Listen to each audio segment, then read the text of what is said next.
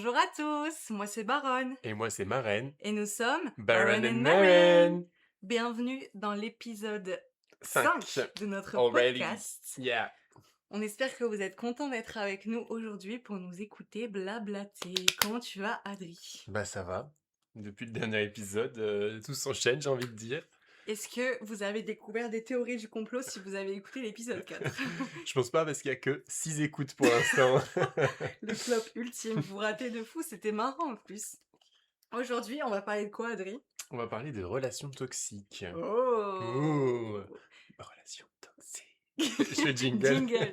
Relation toxique. Entre nous, c'est toxique, mais tellement Magnétique. magnétique. Vous avez pas la rêve, c'est une musique qu'on a écrite. Ah. Ouais, on va parler des relations toxiques. Je pense que c'est un sujet qui peut toucher un peu tout le monde. Oula, j'espère que vous entendez pas mes notifs Discord. Adrien, tu peux meubler, je vais répondre que je joue pas, ça m'harcèle. Ok, donc du coup, le sujet, en fait, il est venu de Stéphie parce que moi, j'ai pas trop tant vécu de relations toxiques que ça. Mais c'est intéressant d'en parler, je pense. Et aussi, c'est intéressant d'avoir peut-être vos témoignages.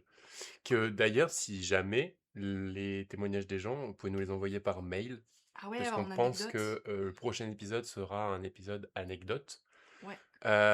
Tout en sachant que du coup, si jamais on anonymisera vos noms, etc., les lalas, vous pouvez déjà le faire, mais sinon on le fera de nous-mêmes.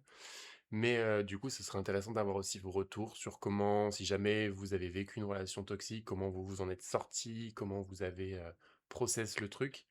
Et si vous êtes toujours dans une relation toxique, bah peut-être vous faire comprendre que bah vous êtes dans une relation toxique. Leave the Ou fuck que vous êtes out. la personne toxique. Voilà. Mais ouais, du coup, en vrai, j'ai fait plusieurs petites notes, sur comment un peu reconnaître une relation quand elle est toxique et cetera.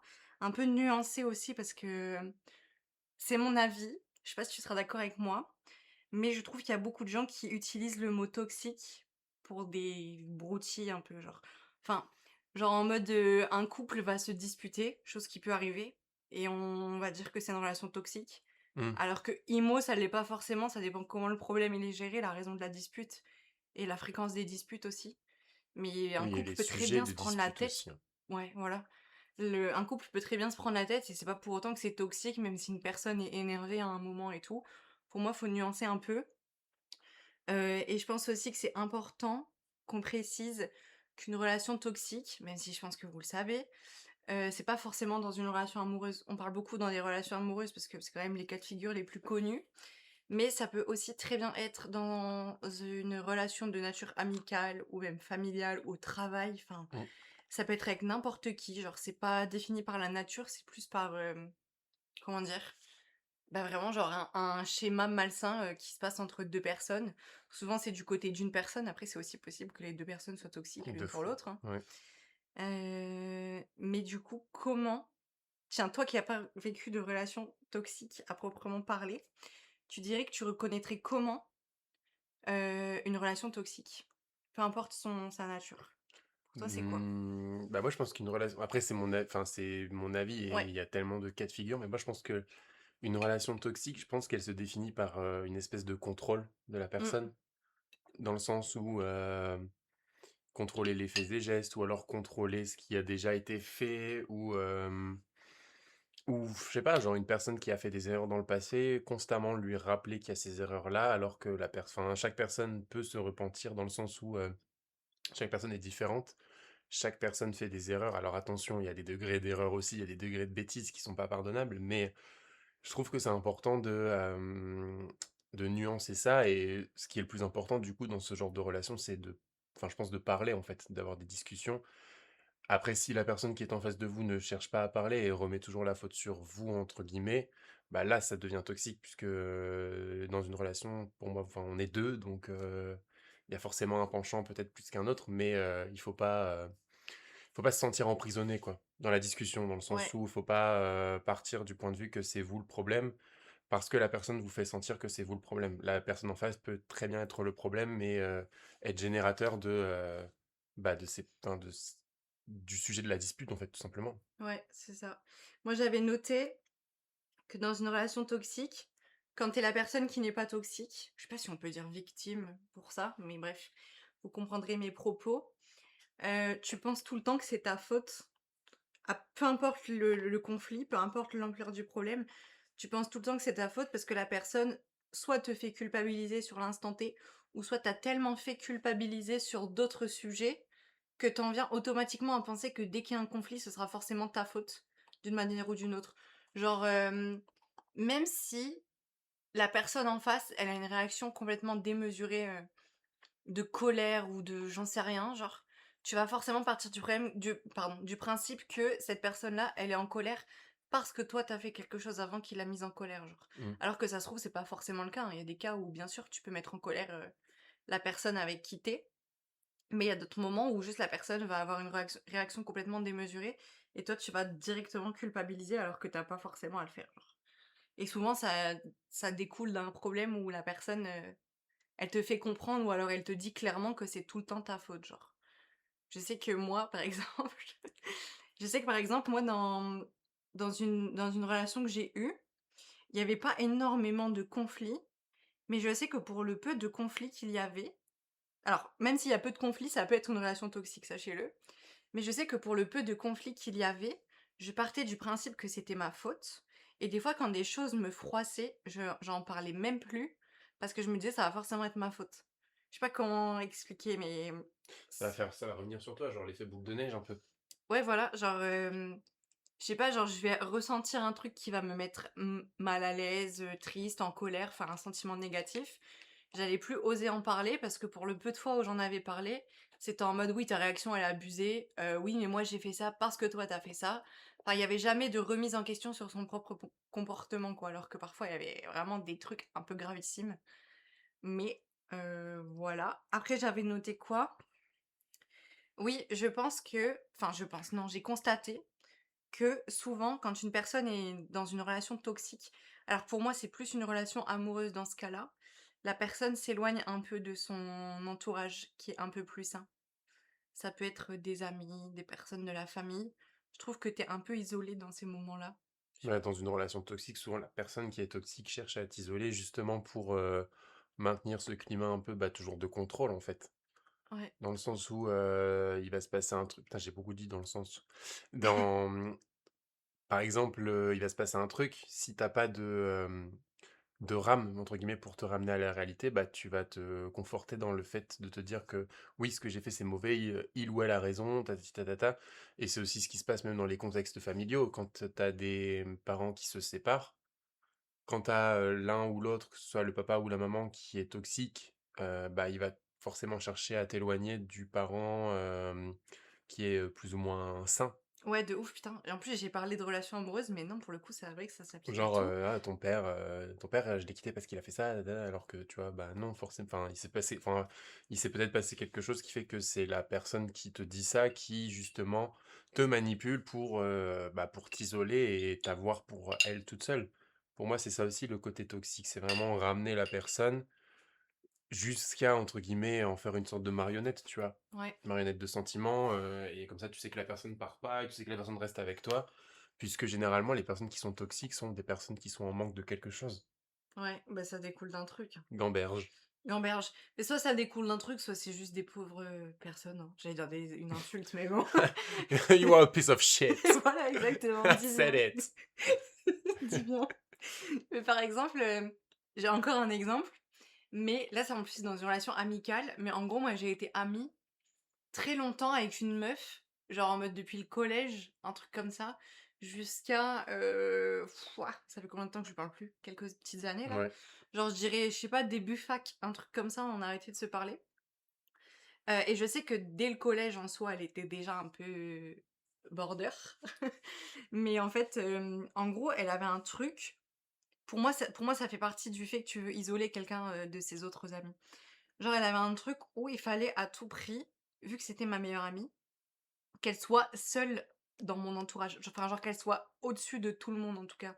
C'est-à-dire que si je sortais pour voir d'autres personnes ou si je parlais trop à d'autres personnes, elle se mettait dans un état mais genre pas possible et bon ça va faire mention de trucs pas ouf du tout, mais genre jusqu'à me menacer de se suicider quoi. Mmh. Et je sais que ça c'est un truc que j'avais enfin que je vivais super mal, à tel point qu'aujourd'hui, même si je pense qu'aujourd'hui j'ai plus du tout de relations toxiques dans ma vie actuelle, à part avec, ma marraine, mais on en parlera plus tard. Call out. J'allais te dire: «C'est qui ta marraine?» C'est toi, wesh. Merde, je sais plus ce que je disais, putain.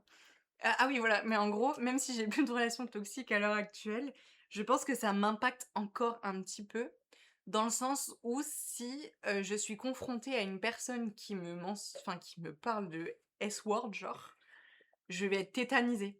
Genre, enfin, j'ai été confrontée plusieurs fois à des personnes qui faisaient des menaces de suicide et je sais que je le vivais de plus en plus mal parce que j'étais en mode: «Mais je ne comprends pas ce schéma qui se répète autour de moi. Est-ce que dès qu'une personne me parle, elle a vraiment envie de sauter la vie? Genre qu'est-ce que j'ai fait? Qu'est-ce que j'ai fait de si mal pour que dès que je parle à une personne et que je m'énerve contre elle ou que je ne veuille plus lui parler parce qu'elle me saoule, elle me fasse des menaces de suicide en mode: "Ouais, non mais si t'arrêtes de me parler, je vais I'm gonna cut myself", genre je comprends pas. Mais du coup, elle faisait vachement ça et quand je suis rentrée, je pense à la fac, un truc comme ça, c'est là où vraiment j'avais commencé à avoir beaucoup d'amis, un entourage quand même assez, rempli. J'ai la chance d'être sociable et de me faire des amis facilement et du coup, elle le vivait assez mal parce qu'elle, c'était pas son cas et cetera, ce que je ne juge pas. Je sais que c'est pas très facile de se faire des amis pour tout le monde. Sauf que du coup, bah, en fait, vu que je voyais souvent mes potes, j'allais souvent sur Paris, on faisait souvent des soirées et cetera. Bah, en fait, elle commençait à me haïr, je pense, mais en restant amie avec moi et vu qu'on était amies depuis très longtemps, bah, moi je restais quoi, parce que, bah, ça restait ma copine, genre je l'aimais trop. Mais du coup, ça devenait de plus en plus récurrent, les menaces, un peu le chantage, les trucs genre: «Oui, tu préfères telle personne à moi parce que telle personne est comme ça et moi je suis pas comme ça», alors que ça n'avait rien à voir, tu peux être amie avec des personnes différentes. Mmh. Et du coup, bah, en fait, un jour, je l'ai invitée dans une soirée qu'on a fait tous ensemble, parce que je me suis dit: «J'aime bien que mes groupes d'amis se mélangent et cetera et peut-être qu'elle va se sentir plus incluse et tout». Enfin, moi, je voulais faire des efforts sur ça, quoi. Et à la soirée, de toute façon, elle a pécho un de mes potes alors qu'elle était en couple, elle a trompé son mec. Et I le remember, I lendemain, was there. tu là en plus, c'est vrai. Et le lendemain, je lui ai dit: «Bah écoute, moi je te conseille d'en parler à ton mec». Après je le connaissais pas trop son mec, je l'avais jamais vu encore. Et donc je lui ai dit: «Parle-en à ton mec, je le ferai pas à ta place parce que je m'en fous, genre c'est ton dos de tromper ton mec, je fais ce que tu veux. Mais je pense que c'est important que tu lui en parles parce que tu l'aimes quoi, donc ça c'est pas rien genre d'en arriver là». Et en fait, elle l'a appelé en FaceTime, je me rappelle, on devait aller manger.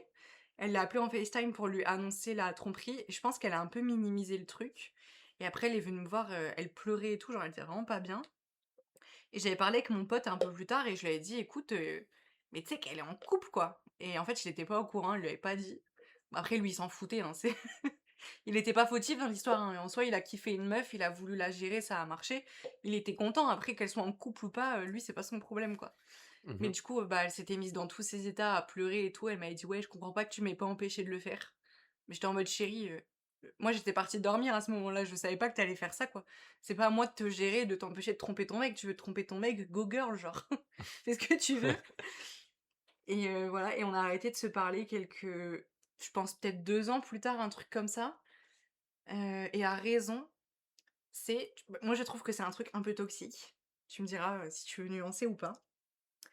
C'est que en gros, bon, cette personne, elle avait quand même un peu des problèmes mentaux et tout diagnostiqués. Ça n'excuse rien, je trouve. Genre, tu peux très bien avoir, des troubles mentaux, être en dépression, être borderline, bipolaire, j'en sais rien.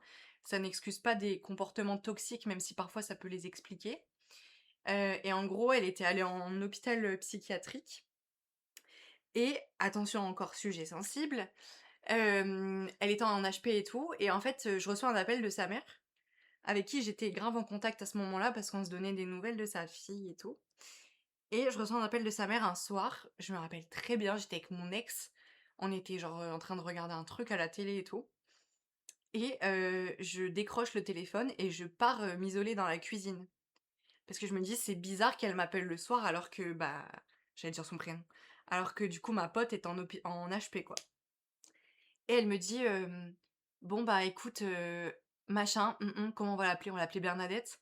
«Bernadette s'est suicidée, ils l'ont retrouvée, P-word», enfin P-word, le P genre du suicide quoi, pas le P, voilà qu'on connaît. On l'a retrouvé PD. Elle est décédée et tout, genre ils l'ont retrouvée, enfin ils sont arrivés trop tard dans sa chambre et tout.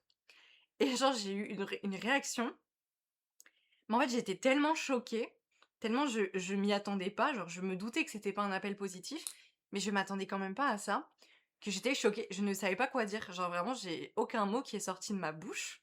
Genre j'ai eu un petit temps de réaction et après j'ai dit: «Pardon?» et genre, elle m'a répété et je dis: «Attendez, mais genre, enfin, comment ça se passe? Vous devez aller à l'hôpital et tout?» enfin, je savais pas quoi dire. Je savais pas si je devais dire des condoléances et tout, enfin, vraiment je ne savais pas comment réagir, j'étais choquée.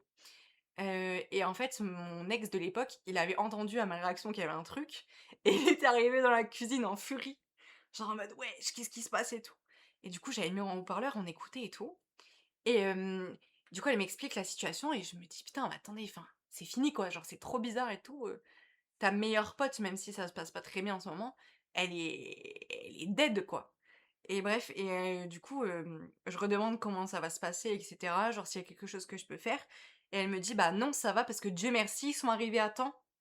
Donc en fait, ils l'ont retrouvée et elle a rien pu faire. Et genre j'ai dit: «Attendez, mais vous venez de me dire qu'elle était partie quoi, enfin que c'était fini, genre je comprends pas ce que vous me racontez et tout». Je dis: «Pourquoi vous me dites que c'est terminé et là maintenant vous me dites qu'elles sont arrivées à enfin que les infirmières sont arrivées à temps?» et elle me dit: «Bah c'était pour voir ta réaction».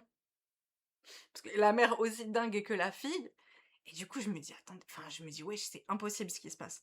Je me dis: «Je comprends pas, peut-être elle était choquée qu'elle ait essayé de faire ça et elle se perdait dans son discours». Mais bref, je sais plus ce qui se passe dans la conversation, on finit par raccrocher et avec mon mec de l'époque, on se regardait en mode: «C'est bizarre ce qui vient de se passer quand même, enfin, c'est un peu chelou d'annoncer des trucs comme ça pour après revenir sur tes propos et tout». Enfin bref, on comprenait pas et je reçois un message de ma pote, je pense le lendemain, si c'est pas le soir même, franchement je me rappelle plus, qui me dit: «Ouais, j'ai demandé à ma mère de faire ça à mes amis pour tester leur réaction. Tu as eu une mauvaise réaction, tu n'es pas mon amie».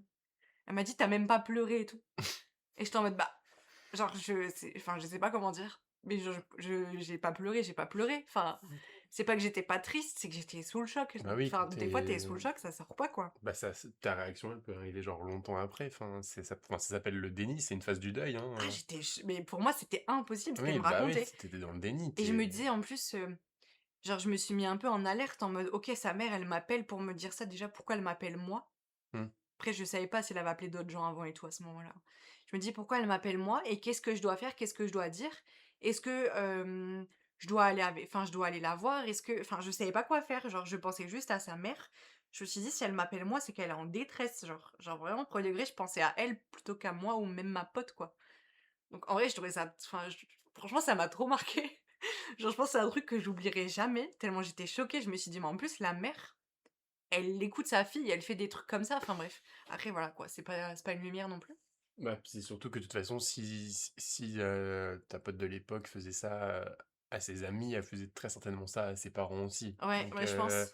le schéma, il se reproduit partout dans toutes les relations, donc du coup, bah, je pense que la mère avait peur pour sa fille et du coup, Ouais, pour garder sa fille, bah, elle était prête à tout, tu vois? ouais, ouais, Jusqu'à faire ça. mais waouh! Mais il y avait enfin, et il y a eu un autre exemple un jour, donc ça c'était peut-être, quelques mois avant, je sais plus, où j'étais sur Paris et en gros j'avais une soirée de prévue.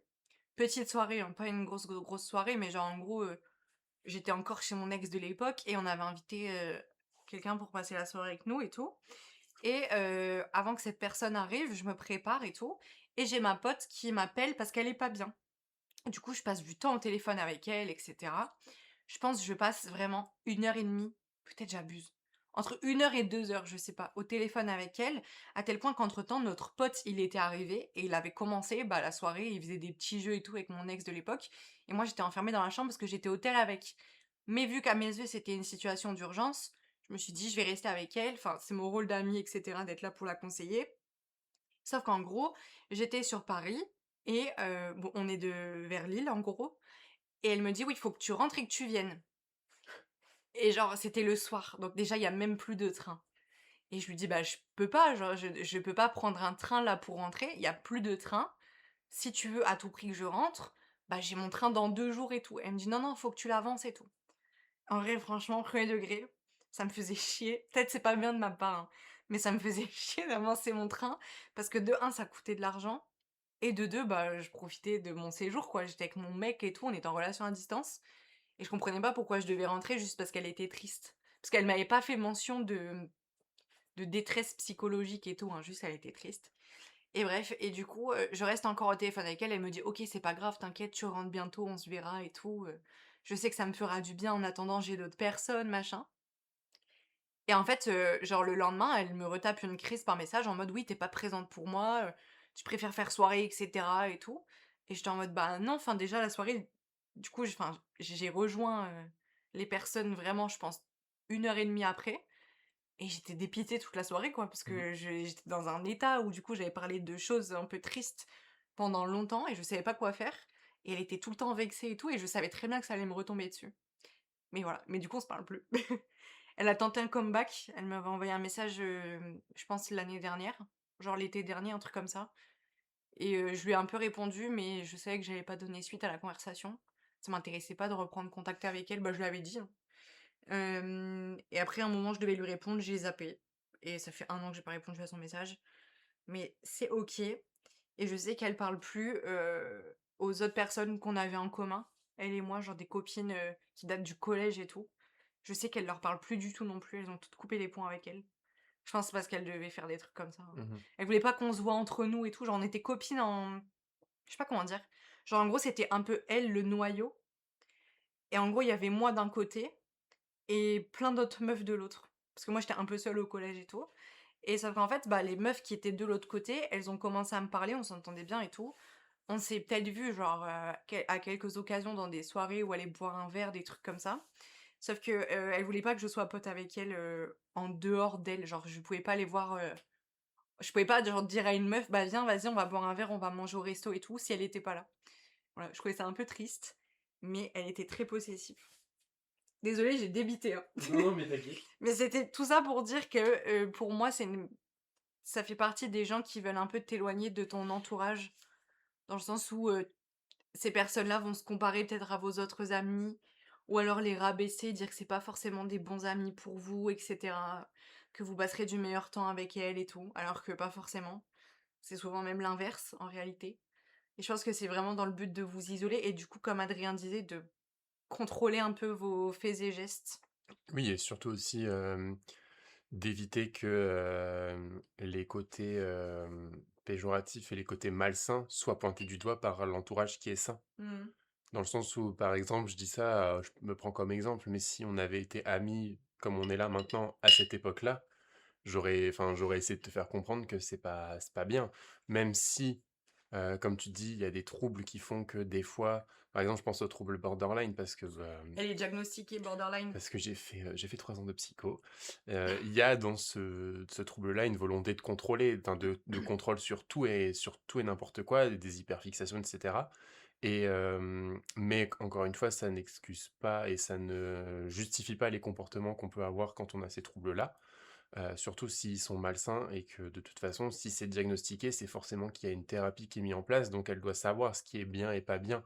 Même si tu as une notion du mal et du bien qui est biaisée, bah, je pense que, à son grand âge, tu es censé savoir un petit peu ce qui est bien et pas bien et du coup, bah, si la personne fait en sorte que tu sois éloigné de tes amis qui sont sains ou qui sont, je sais pas comment enfin, j'ai pas le mot, mais qui sont, à même à te faire comprendre que c'est pas bien, bah, du coup, forcément, si tu es éloigné, bah, personne peut te faire comprendre que c'est pas bien Ouais, donc bah, tu restes avec la personne parce que c'est ouais, ta ouais. seule amie. Ouais, c'est ça. Bah, en soi, à l'époque où j'étais très amie avec elle, au début, j'avais quasiment que elle en amie proche. Genre au collège, je m'entendais bien avec tout le monde, mais j'avais pas vraiment de cercle et tout, j'avais vraiment que Après, elle. c'est différent. Enfin, je nuance, c'est différent parce qu'au collège, tu es un peu encore gamin, tu Ouais, vois? ouais, ouais. Au collège, je vivais mal son comportement, mais déjà, c'était pas aussi poussé. Tu te rends pas compte. C'était plus sur d'autres sujets, c'était pas des trucs d'éloignement, de menaces de suicide, Mmh. et cetera. C'était vraiment d'autres trucs, genre en mode, elle avait des grosses phobies, genre de s'évanouir, elle avait une phobie de s'évanouir et tout. Et du coup, à chaque intercours, il fallait que je sois avec elle pour, être à côté d'elle, et elle mangeait une barre de céréales, elle mangeait un sucre et tout parce qu'elle avait peur de s'évanouir. Tu son golden retriever, Ouais, son chien guide. vraiment. Et j'étais tout le temps avec elle et on arrivait tout le temps en retard en cours du coup. Parce qu'en fait, elle avait peur, genre, sauf que, bah, moi, j'étais là pour elle, sauf que, bah, en fait, les profs, bon, c'est des cons, hein, mais ils comprenaient pas sa phobie et ils étaient en mode: «Oui, mais Steffi, elle a aucun lien avec ça, tu peux pas la faire arriver en retard et tout. Et je me sentais mal parce que du coup, elle m'en voulait à moi alors que c'était les profs qui disaient ça. Ouais. Moi, j'aimais pas trop arriver en retard et tout, j'étais bonne élève, mais c'était enfin pour moi ma pote, passait en priorité, quoi. Mmh. Et je me rappelle quand on est en gros, j'ai été en cours avec elle en cinquième et en quatrième. En sixième, je la connaissais de vue, mais on n'avait pas été en cours ensemble et tout. Et en fait, en entrant en troisième, j'avais eu en prof principal un prof que je kiffais de ouf, que j'avais eu, aussi en cinquième et en quatrième d'ailleurs. Et en fait, ce prof-là, il avait fait des demandes pour avoir, tels élèves dans sa classe dont il est, comment on appelle ça? Bah, prof principal, il y a pas d'autre nom. Non. Et en gros, j'étais plus avec elle en troisième. Et quand on a vu qu'on n'était pas ensemble, on était dégoûtés et tout. Et j'avais parlé avec ce prof et il m'avait dit, au bout de, je sais pas, genre peut-être 2 mois de cours, un truc comme ça, il m'avait dit: «Ouais, Stéphi, je te trouve beaucoup plus lumineuse depuis que t'es plus avec elle». Il m'avait dit: «Tu parles plus, tu participes plus, tu souris plus». Il dit: «Tu tout le temps là», il dit: «Tu tout le temps présente». Il dit: «Alors que pendant 2 années, je t'ai vue éteinte». Ouais. Et je me suis dit: «Ouh là! En mode C'est trop vampire? bizarre de me dire ça». Après j'avais plein d'autres problèmes, mais et il les a vus plus tard le prof, mais pour lui le gros problème de ma vie c'était cette meuf, alors qu'on était au collège. Mmh. Après je suis restée amie avec elle quand même, mais bon. Mais il remarquait déjà quoi. Mais voilà. Après j'ai noté d'autres petits trucs. Heu, genre ces personnes-là aiment trop faire du gaslighting. Genre tu vas raconter un problème, je sais pas, j'ai pas d'exemple. Genre, «Oui, j'ai pas aimé quand tu m'as dit, que je devais pas fréquenter telle personne, parce que je trouve pas ça correct, que tu fasses ça alors que c'est mon ami», j'en sais rien. Et la personne va te dire: «Mais j'ai jamais dit ça, tu tu prends trop les choses à cœur» et cetera. Genre, c'est tout le temps encore de la culpabilité à mon goût.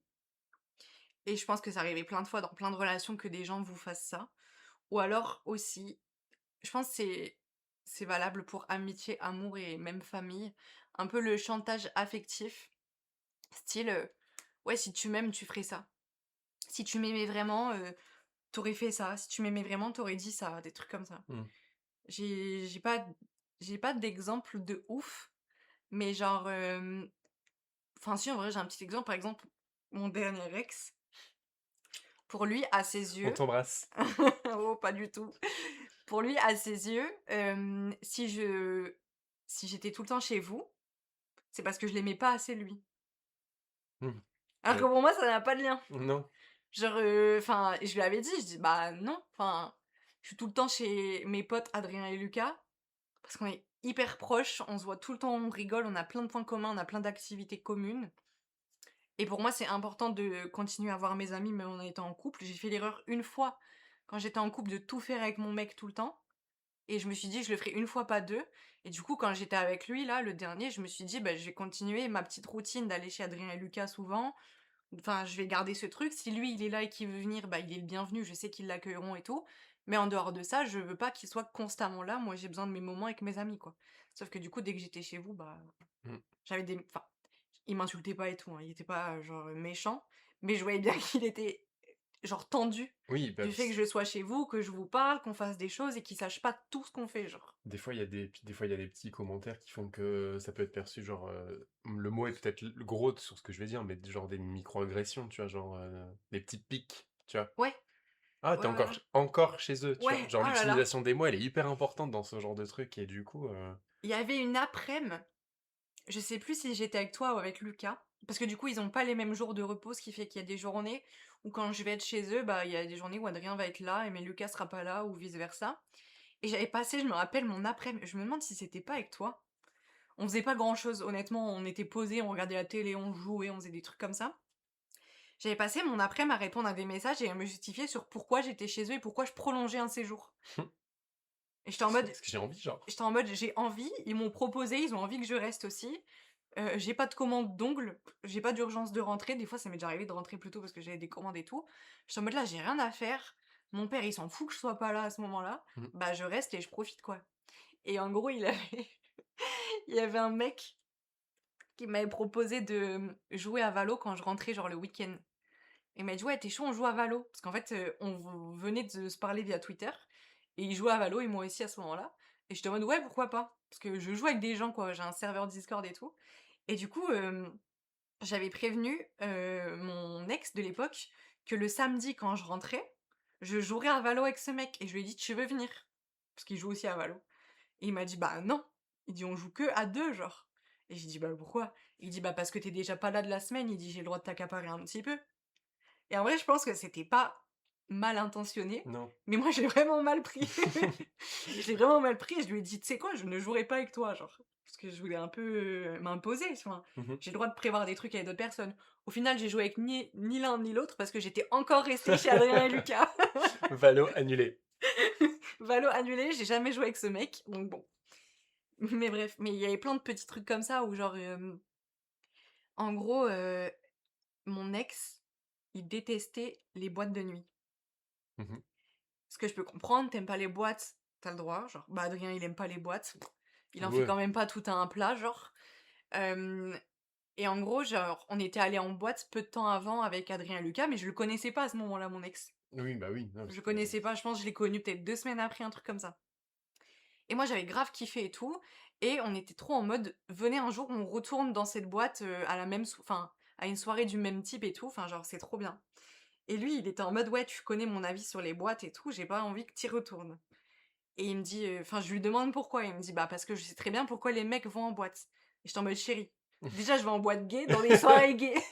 vraiment des drag queens qui Les performent. drag queens qui performent. Supportez vos queens locales, d'ailleurs. Voilà. Le seul moment où on m'a adressé la parole en boîte, c'était pour m'offrir des verres.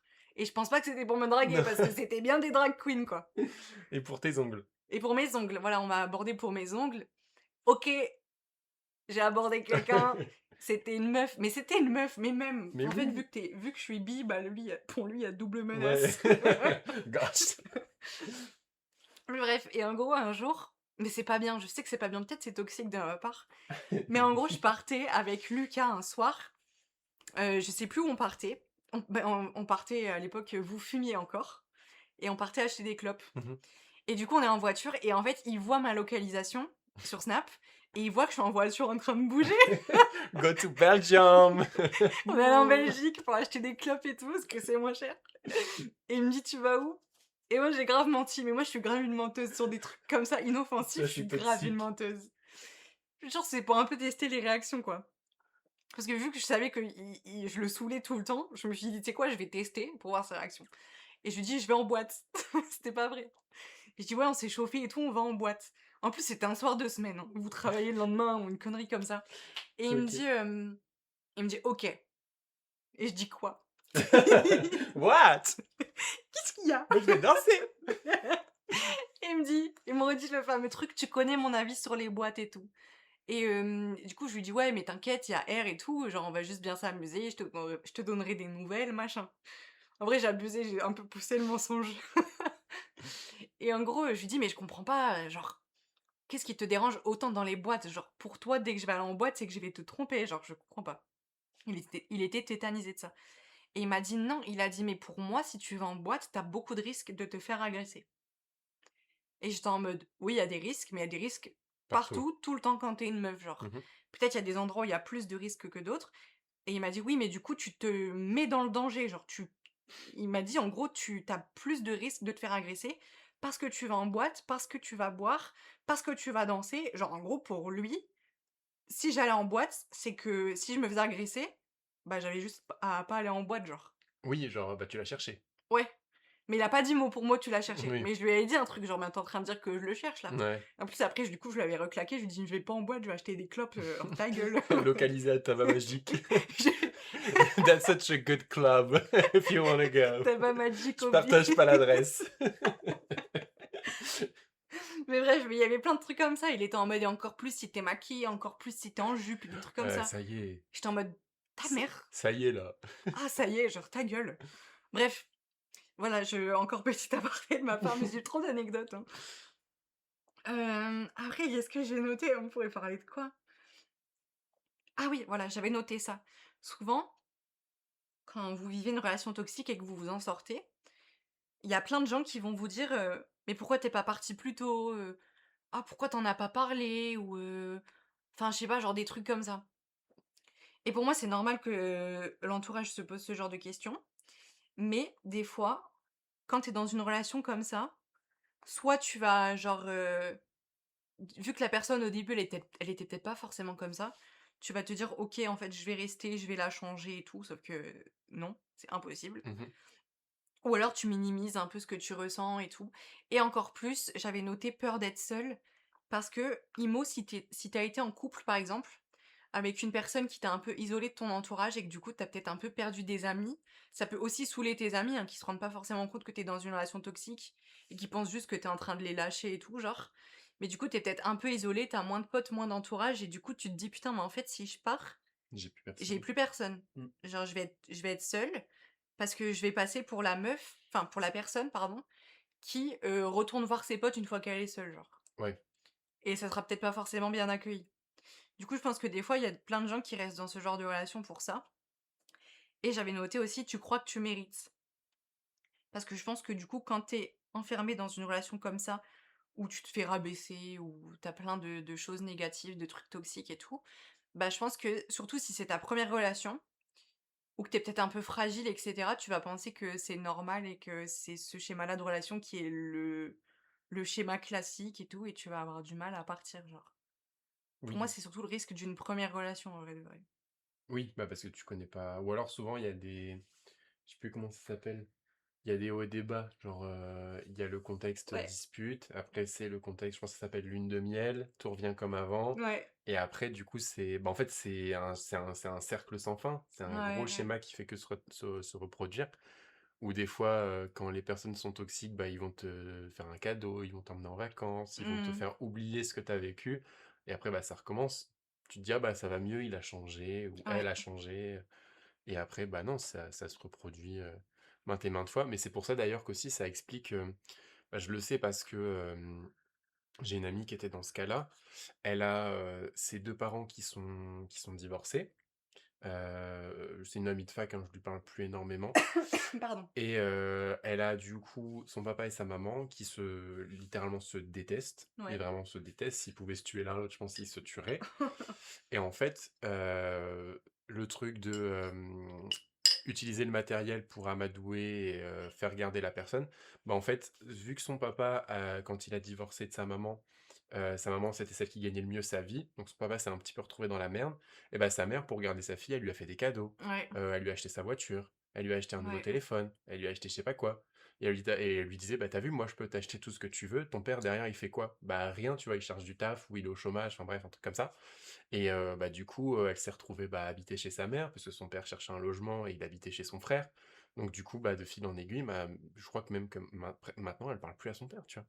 ah putain, à ce point? Donc sa mère, en fait, a réussi, tu vois? Ouais. Ah, c'est horrible. Mais c'est tout le temps ça dans des relations un peu, des relations toxiques. C'est que, genre, il y a des bas, plus ou moins graves, Mmh. mais les hauts sont très hauts. Oui, bah, Genre les ouais, moments de joie sont tellement peut-être plus rares ou même pas forcément rares ou en plus vrai. intense. Ils sont tellement plus intenses que du coup je pense ça raccroche ces personnes en mode: «OK, il faut que je profite des moments hauts», genre. Mmh. Et surtout quand il y a le matériel derrière, pour des personnes qui ont peut-être besoin, genre. Oui. Parce que là, je pense que cette meuf, elle était à la fac, elle Mmh. avait peut-être pas forcément les moyens de s'acheter un Oui, non. tel ou s'acheter une voiture et tout, enfin, tu besoin de tes parents quand ils peuvent t'aider financièrement, quoi.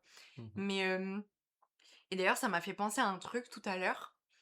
Quand on parle, des hauts et des bas et des relations, bref, quand c'est ta première relation, tu as du mal à t'en détacher, tu penses que c'est normal et tout. Bah, j'ai un pote qui a vécu une relation toxique, c'était sa première relation. Je pense que tu sais de qui je parle. Mmh. Et bah, genre, lui, il a vécu que cette relation-là, qui a même pas duré tellement longtemps, je pense que ça a duré peut-être 5 6 mois, un truc comme ça.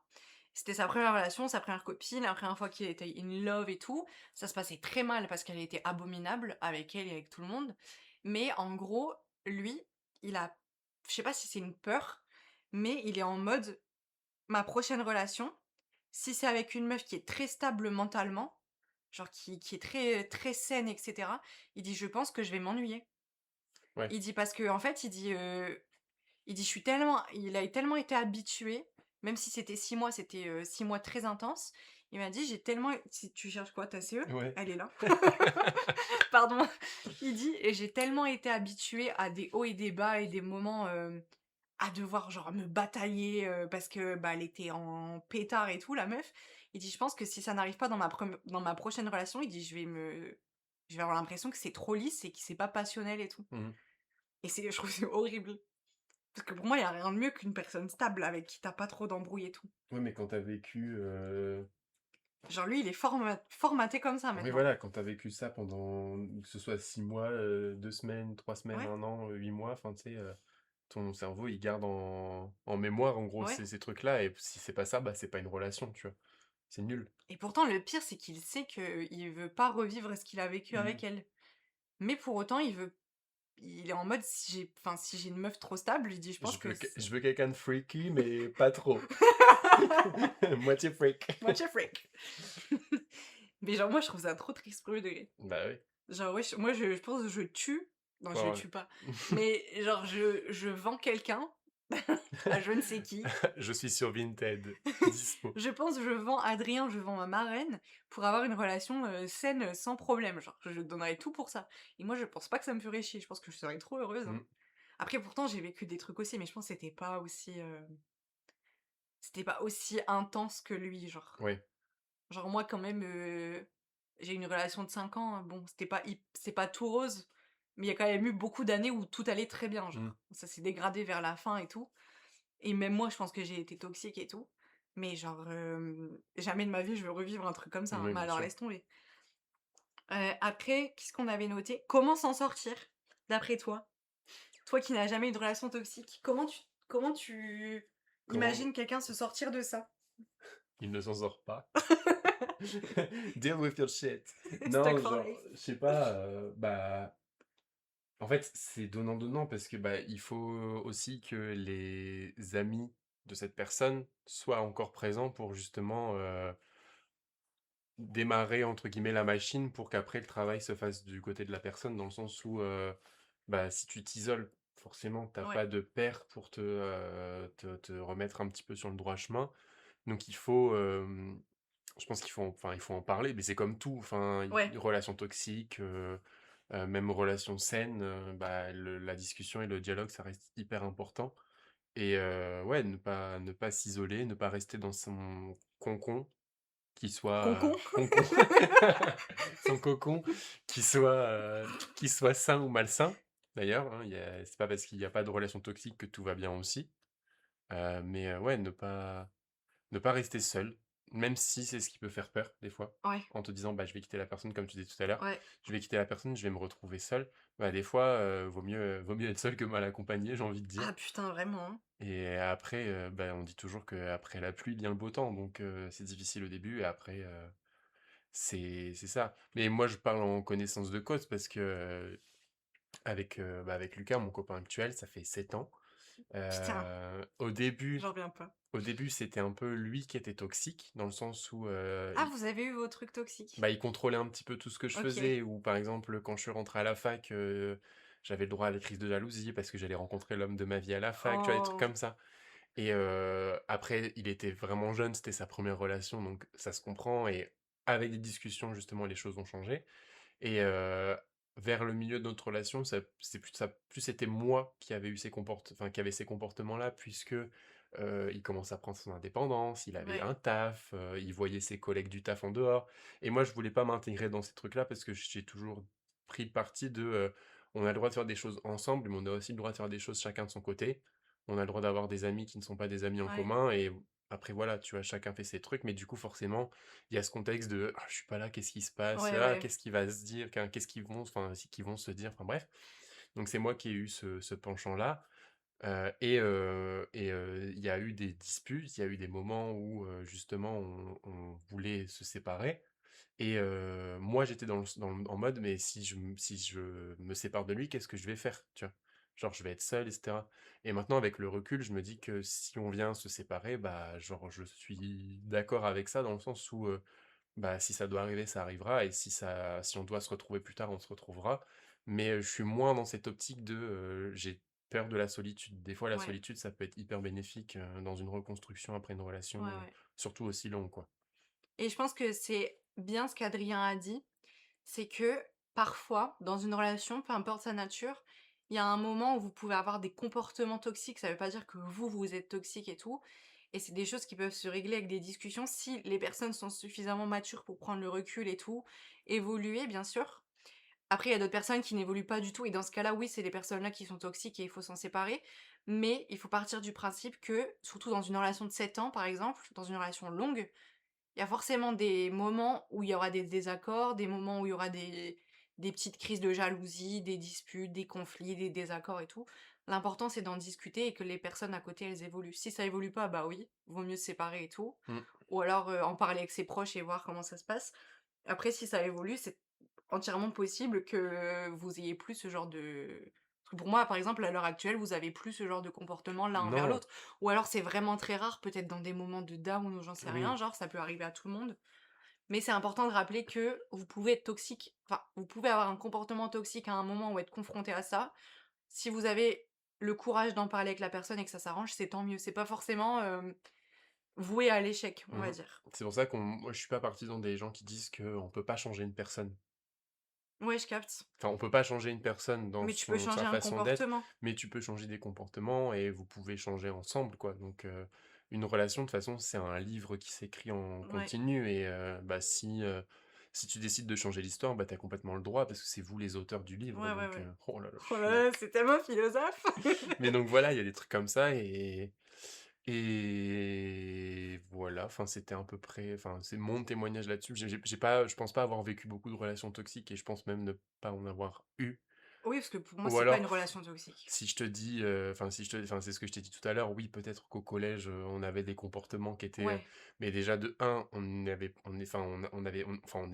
pas grandi dans la même époque qu'on a maintenant. ouais. On n'avait pas toute cette information à disposition parce qu'à l'époque, on avait quoi? On avait Instagram et Facebook, enfin, c'était Ouais, pas donc on savait pas forcément ce Tumblr. qui était bien et ce qui était mal. Mmh mh. Même si, on pouvait vite le comprendre. Mais là, maintenant, enfin, dans l'époque dans laquelle on vit, pour les jeunes, je trouve que c'est pas difficile de savoir ce qui est bon et ce qui est pas bon, tu vois? Ouais, Les comportements, on peut vite comprendre que, et même en termes aussi de représentation, maintenant, que ce soit à la télé, en série ou quoi, tu as beaucoup de choses qui ouais, ouais, visent ouais. à montrer ce qui est bien et ce qui Ouais, est pas ouais. bien dans les relations et heu et justement, c'est un bon point. C'est pour ça que je suis vraiment pas trop d'accord. Désolé, c'est un peu d'actualité, mais je suis pas trop d'accord avec l'interdiction des réseaux pour les moins de 15 ans, tu vois? Ah bah oui, non, mais pas du tout, hein. Sur Ah, je plein suis pas d'accord enfin, du tout. sur des trucs, je suis d'accord. Ouais, Mais il y a des trucs où je suis pas d'accord parce que moi je pense que justement ça forge et ça peut modifier des comportements et ça peut modifier aussi des personnes dans le bon sens. ouais. Ah franchement, moi, c'est un truc que je comprends pas. Genre pour moi, on devrait pas interdire, déjà, en plus, c'est un problème pour tout le monde et Et pas je que trouve que pour les que moins de 15 15 ans ans. c'est tard. Je pense s'ils avaient dit genre, 6-8 ans, je peux comprendre, tu vois? Ouais, de fou. Mais Au 15 autant je ans, suis d'accord qu'il y a des choses que des personnes jeunes ne devraient pas voir sur internet, mmh, mais pour moi, le problème, ça découle des algorithmes et d'internet en lui-même et pas ouais, des enfants, quoi. oui, oui. S'ils savaient mieux gérer leurs algorithmes, bah, tu pas des enfants qui vont tomber sur des vidéos trop bizarres sur TikTok, ou je ne sais où, genre. Les trucs sur YouTube, ne mettez pas point d'exclamation, arrobase, point d'exclamation, ça fait peur. Il y a des vidéos bizarres quand vous faites ça. Et mais ouais, du coup, on va bientôt terminer, mais pour comment s'en sortir, comme on a dit, ne pas rester isolé, c'est ce que j'avais noté. Du mieux qu'on peut, parler à notre entourage, si on peut se le permettre, à des professionnels de santé. Moi, quand ça n'allait pas dans ma relation de 5 ans, j'en avais parlé à deux trois amis qui m'ont dit: «OK, il faut que tu partes». Mais j'étais en mode, «Ils sont trop bizarres de me dire ça». Moi, j'étais pas d'accord avec eux, hein. Moi, j'étais en mode, enfin, je vis ma relation depuis 5 ans. Je vous parle d'un truc qui va pas, enfin, de plusieurs choses qui vont pas et vous me dites de partir directement. Pour moi, il y a d'autres trucs à faire avant. Et après, du coup, j'étais allée voir une psy. En plus, j'avais dit à mon mec de l'époque que c'était pas en lien avec lui. Alors qu'à la première séance, j'ai parlé directement de lui et de ce qui allait pas et tout. Et vraiment première séance avec ma psy, première fois que je la voyais, on faisait connaissance et tout en plus. Elle m'a dit: «La prochaine séance, on va parler de votre relation parce que je pense que vous devez partir». Mmh. Et je me suis dit: «Ouh là, pourquoi elle me dit ça? C'est la première fois que je la vois». En plus, je l'avais mal pris, prom dog. Genre, peut-être c'est moi qui ai un ego surdimensionné, mais je me suis dit: «Mais qui elle est celle-là?» pour me dire en 1 heure de rendez-vous que je dois partir d'une relation alors que ça fait 5 ans que je suis avec lui. Genre, je te dis juste qu'il y a un problème et que je veux le régler et toi tu me dis ça. Sauf que du coup, à deuxième séance, on a un peu parlé de ça et tout et c'est juste que moi, je remettais encore une fois tout le temps la faute sur moi et j'étais en mode, «Le problème, c'est moi, il faut que moi j'évolue» et en parlant, elle m'a dit: «Ben, non». Genre j'avais noté en fait, avant d'aller à mon deuxième rendez-vous, une liste de pour dans mon couple et une liste de contre et déjà il y avait beaucoup de contre et j'étais en mode: «OK, peut-être c'est bizarre», mais je lui en ai parlé et à chaque fois je nuançais en mode, «Oui, mais j'ai mis ça en contre, mais je pense que c'est ma faute et cetera parce qu'il m'a dit ceci, il m'a dit cela». Elle m'a dit: «Non, non» et en gros elle m'a expliqué plein de trucs et j'ai quitté mon mec. Claquette. Voilà et du coup, je pense sincèrement que si j'étais pas allée voir de psy à ce moment-là, je pense que j'aurais pas quitté, mon ex. Je pense que je serais restée avec lui parce que même si genre en vrai, je pense qu'il y avait que deux trois amis qui me disaient de partir, je voulais pas les écouter. Même s'ils Ouais. étaient deux trois, j'étais en mode, non. En plus, ils le connaissaient et je trouvais ça bizarre. Je me suis dit: «Ils sont en train d'essayer de nous nuire ou?» enfin, je comprenais pas. Dans ma tête, c'était un complot qui se formait contre nous alors que non, non, ils avaient bien raison. Après du coup, ouais, j'avais noté, vous pouvez écrire ce qui se passe pour ne pas oublier, parce que des fois on oublie ce genre de choses. Si vous faites face à un comportement, à des phrases toxiques, vous pouvez les noter dans votre téléphone. Si vous avez peur de les oublier, si vous avez une mémoire de merde et tout. Et au bout d'un moment, peut-être que vous allez voir les choses s'accumuler et vous allez vous dire qu'il y a un problème. J'avais noté, même si Adrien est pas 100 d'accord, accepter qu'on ne peut pas changer quelqu'un. Pour moi, on peut pas changer quelqu'un, on peut changer un comportement Oui, s'il y a non, des mais oui, discussions, oui, après, etc. c'est à nuancer, mais oui, oui, Et après, j'avais noté couper contact. C'est un peu rude et dur, mais je pense que c'est important. des fois, faut mieux partir. Des fois, vaut mieux partir. Mais du coup, voilà, je pense qu'on a fait le tour. On n'a Mm. pas parlé des relations au travail, même si je pense que ça reste important. Ouais. C'est très aussi d'avoir des collègues ou des managers et tout toxiques. Une patronne toxique, par exemple. Une patronne toxique, par Just exemple. saying, kiss her. Je t'embrasse. Bref, si vous vous faites rabaisser au travail aussi, c'est des comportements toxiques. Les relations toxiques, c'est pas forcément des gens qui sont proches intimement de vous. Ça peut être juste des gens qui sont proches de vous, même au travail, etc. Que vous connaissez pas dans votre vie privée, mais vous faire rabaisser, peu importe, que ça soit sur votre personnalité, votre physique, vos capacités et tout, ça Oui. reste pas normal. Bah, déjà, à partir du moment où tu rentres du taf et où t'es vraiment claqué, enfin, évincé, t'as envie de rien faire, c'est que déjà l'ambiance et l'atmosphère du travail, elle est pas. Je dis pas qu'il faut aller au travail et qu'il faut se taper des barres, mais moi je l'ai vécu parce que enfin, j'ai eu deux tafs, dont un premier où j'ai tenu littéralement une semaine. Là, pour le coup, c'était vraiment toxique parce que le comportement, les regards, etc., c'était vraiment insoutenable. Et j'ai aussi connu le penchant où j'ai travaillé avec une collègue qui est devenue ma meilleure amie maintenant. Bah, les 2 versions sont complètement différentes. Je rentrais du taf, j'avais envie de retourner au travail. Donc déjà là, ça prouve beaucoup et quand on rentre du travail et qu'on est vraiment fatigué, qu'on n'a pas envie de retourner au travail et qu'on a Ou la la boule boule au au ventre ventre et pour tout. aller au boulot, c'est que l'atmosphère est pas bien et c'est que des fois, bah, il faut se faire un peu violence et il faut partir. Il faut se dire que, l'herbe est plus verte à côté. Voilà. C'est ce qu'elle m'avait dit ma psy, en Bah, tu parlant de ma vois? relation. Elle m'avait dit: «L'herbe, elle est plus verte ailleurs, Steffi». The grass is greener anywhere everywhere. Everywhere you À go. chaque fois, il y a un moment où tu pars comme ça en Tu couille. vois? Toujours. Mais voilà, et d'ailleurs, anecdote sur ma psy, c'est un truc qui nous fait rire avec Adrien. On avait fait des séances de MDR et tout, par rapport à un L'horreur. trauma. Et en gros, moi, mon problème, c'était un peu. Putain, mais peut-être je suis une personne toxique. Mon problème, c'était le contrôle, c'est que je voulais trop contrôler les Ah choses. ouais. Ah oui, je vois où tu vas en venir. Et bref, en fait, je voulais trop contrôler les choses parce que je me suis dit, enfin, j'en étais venue à un point où je me disais, si je contrôle tout, ça peut pas mal se passer parce que ça se passera forcément comme je veux. Sauf que ma psy m'a dit qu'il fallait que je lâche prise dessus parce que je peux pas tout contrôler, même si j'aimerais bien, dans mes relations, etc. Et en gros, on travaillait sur ça, sur l'anxiété, enfin, sur plein de choses et tout. Et à un moment, elle m'avait dit, Stéphie, c'est quoi pour vous? Parce qu'en gros, j'avais dit que je me sentais impuissante face à une situation. Elle m'a dit: «Et Stéphie, c'est quoi le contraire de l'impuissance?» Elle a dit: «Je veux vous entendre le dire, je veux vous entendre dire le contraire de je me sens impuissante. Qu'est-ce que c'est?» Et du coup, genre, je l'ai regardée et je lui ai dit: «Bah, je me sens puissante». I feel powerful. Ouais, j'ai dit: «Je me sens puissante» et là, ma psy, elle a grave rigolé en plus. En vrai, j'ai trop rigolé avec elle parce que je pense que je l'ai trop pris au, mot à mot, genre. Pour moi, il fallait juste que je dise puissante parce que c'est Je le suis contraire d'impuissante. puissante! Et je sais plus ce que c'était le mot qu'elle disait, c'était en mode, je reprends c'était: «Je reprends le contrôle, mais de moi-même», genre. Voilà, c'est tout. Mais elle est cool ma psy, je vais plus la voir parce que je vais mieux. La Ouais. dernière fois que je l'ai vue, elle m'a dit: «Annulez votre prochain rendez-vous et revenez quand vous en avez besoin». J'en ai peut-être eu besoin une fois, mais il y avait pas de créneau libre, je suis pas retournée. Pas dispo. Et après, je sais qu'elle part en vacances tout le mois d'août, Bon. donc j'espère que ça ira pour moi. Mais franchement, allez voir des psys si vous pouvez. Il y a des séances qui sont remboursées. Moi, je sais que ma psy, elle est passée au truc où c'est remboursé, il y a 12 séances remboursées par an Mmh, et souvent dans un cadre normal, tu vas avoir une psy ou un psy une fois par mois. donc Donc tu as tout remboursé, voilà. C'est voilà. tout.